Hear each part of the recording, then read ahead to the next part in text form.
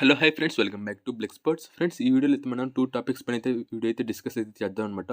So first one వచ్చేసి KS Bharat అయితే ఇంగ్లాండ్తో జరగబోయేటువంటి 2 టెస్ట్ మ్యాచెస్కి అయితే మెయిన్ వికెట్ కీపర్కి అయితే ఉండబోతున్నాడు అనమాట. ప్లేయింగ్ లెవెన్లో కేఎల్ రాహుల్ వచ్చేసి సౌత్ ఆఫ్రికాలో మనం చూసాం మెయిన్ వికెట్ కీపర్కి అయితే చేశాడు. కాకపోతే ఈ టెస్ట్ సిరీస్ వచ్చేటప్పటికి అతనైతే ఒక స్పెషలిస్ట్ బ్యాటర్గా మాత్రమే అయితే ఆడబోతున్నాడు అనమాట. కేఎస్ భారత్ ప్లేయింగ్ లెవెన్లోకి వస్తే కనుక ఒక బ్యాటర్ అయితే పక్కకి పోవాల్సి వస్తుంది. సో ఆ బ్యాటర్ వచ్చేసి నేను అనుకునేది శ్రేయస్ అయ్యర్ అనమాట. సో శ్రేయస్ అయ్యర్ అయితే అంత మంచి ఫామ్లో అయితే లేడు. సో అతనైతే ప్రస్తుతం డొమెస్టిక్లో అయితే రంజీ ట్రోఫీ అయితే ఆడుతున్నాడు అనమాట. సో శ్రేయస్ అయ్యర్ని అయితే వీళ్ళు ప్లేయింగ్ లెవెన్ నుంచి అయితే డ్రాప్ అయితే చేసేటువంటి అవకాశాలు ఉన్నాయి. అండ్ అలానే కేఎస్ భరత్ని అయితే ఈ ప్లేయింగ్ లెవెన్లోకి తెచ్చేటువంటి అవకాశాలు ఉన్నాయి అనమాట. సో కేఎస్ భరత్ కూడా ఫస్ట్ క్లాస్లో మంచిగా అయితే రికార్డ్స్ అయితే ఉన్నాయి.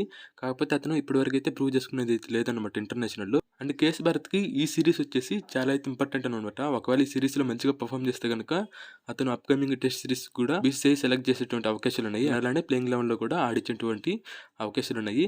ఒకవేళ అతను కానీ ఈ టెస్ట్ సిరీస్లో కనుక విఫలమైతే కనుక అతనికి మేబీ ఇదే లాస్ట్ టెస్ట్ సిరీస్ అయితే మనమైతే చెప్పుకోవచ్చు అనమాట. మరి చూద్దాం, ఒక తెలుగోడుగా కేఎస్ భరత్ అయితే మంచిగా ఆడాలని అయితే ఆశిద్దాం. అండ్ సెకండ్ టాపిక్ వచ్చేసి గైస్, కిషన్కి బీసీసీఐకి గొడవ జరిగినట్టయితే మనకైతే తెలుస్తుంది. ఎందుకంటే ఇషాన్ కిషన్ అయితే మనం చూసాం సౌత్ ఆఫ్రికా టెస్ట్ సిరీస్లో వికెట్ కీపర్గా అయితే పెట్టారనమాట. కాకపోతే అతనికి ప్లేయింగ్ లెవెన్లో ఛాన్స్ ఇచ్చేటువంటి అవకాశాలు అయితే తక్కువ ఉన్నాయి. కాబట్టి ఇషాన్ కిషన్ అయితే టెస్ట్ సిరీస్కి అయితే దూరంగా అయితే ఉన్నట్టయితే ప్రకటించాడు అనమాట.